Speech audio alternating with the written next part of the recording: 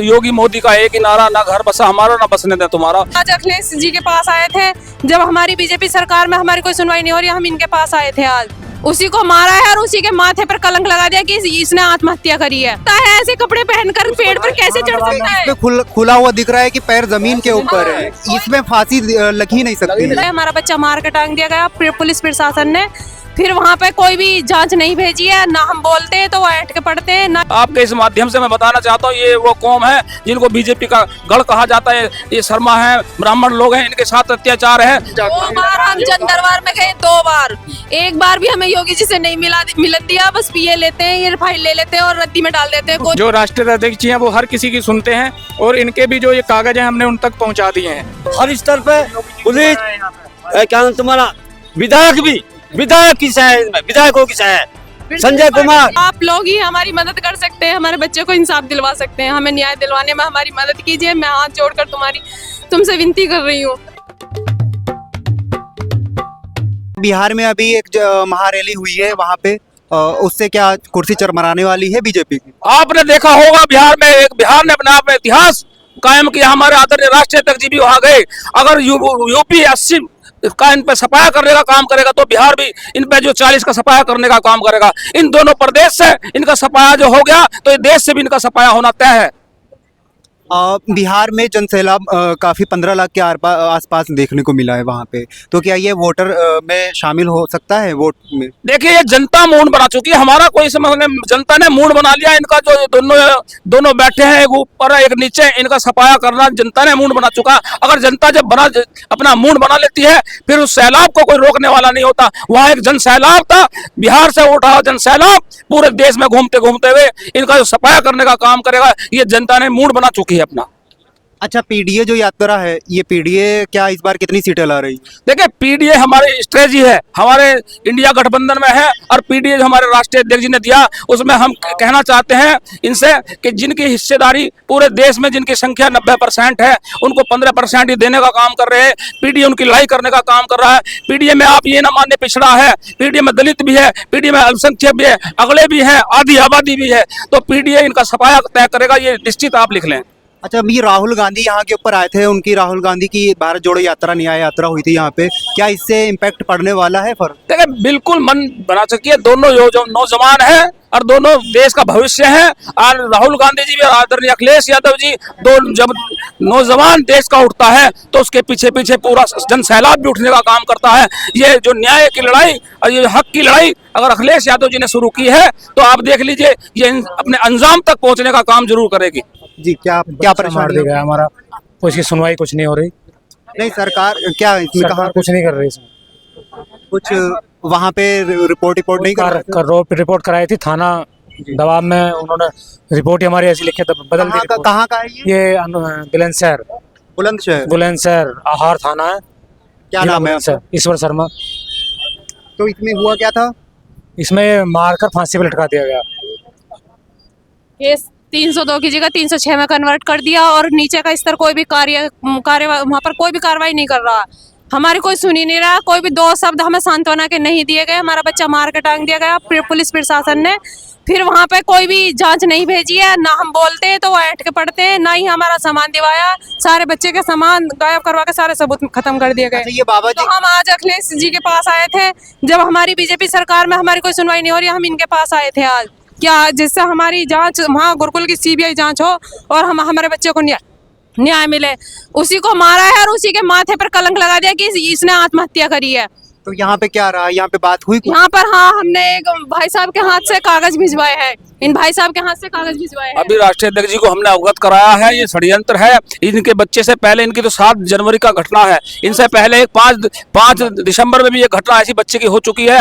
वहाँ उन्होंने पहले तो इन्होंने पूरी अपनी बॉडी वहाँ रखने का, धरना प्रदर्शन करने का काम कर गया, पर वहाँ के गुरुकुल के जो आचार्य हैं तुलसी राम जी, वो सबसे बड़े दोषी हैं। और इनका जो मुकदमा 302 का था उसे 306 में कन्वर्ट करने का काम किया। इनके कहीं सुनी नहीं जा रही। और मैं आपको आपके इस माध्यम से मैं बताना चाहता हूँ, ये वो कौम है जिनको बीजेपी का गढ़ कहा जाता है, ये शर्मा है, ब्राह्मण लोग हैं, इनके साथ अत्याचार है, तो फिर कोई भी बचने वाला नहीं है। आप देख लीजिए, हमारी मांग है सीबीआई से इनकी जांच हो। और आपसे भी निवेदन है, आप गोदी मीडिया ना बने, सच्चाई दिखाएं। इन माता की, इन पिता की जो उनकी वो है पीड़ा, और ये दादाजी खड़े हैं उनकी जो पीड़ा है, ये आप पहुंचाने का काम करें। क्योंकि तो आप देख रहे हैं पूरे देश में मीडिया बिका हुआ है, और माता की आप आंसू देख रहे हैं, इन आंसू का इंसाफ देने का आप काम करें। आपके माध्यम से मेरी निवेदन है आपसे। अच्छा, वो एक तरफ ये भैया पैर पर जब जमीन पैर टिके हुए हैं और ऊपर 1.5 गांठ लगी हुई है, बच्चे की गर्दन में 3 गांठ है, पैर जमीन पर टिक रहे हैं। ऐसे बच्चे के कोई और 2 बच्चे खत्म करे गए हैं, कोई भी कार्रवाई नहीं हो रही है वहाँ पर।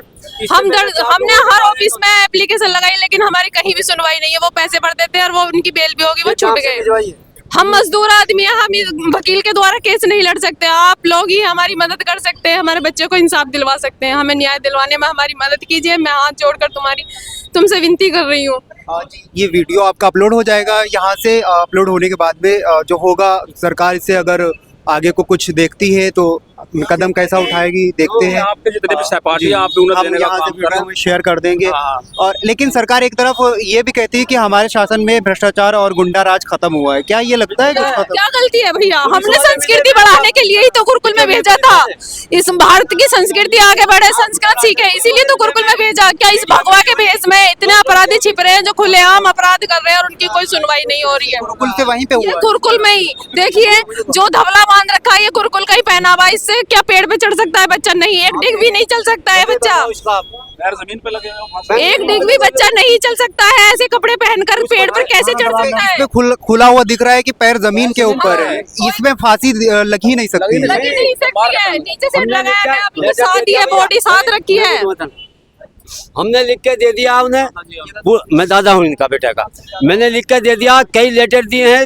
क्या नाम तुम्हारे का, पुलिस महानिरीक्षक को लेटर दिए हैं, इन्हें पॉइंट बताए मैंने, लेकिन फिर भी हमें कोई जवाब नहीं मिला।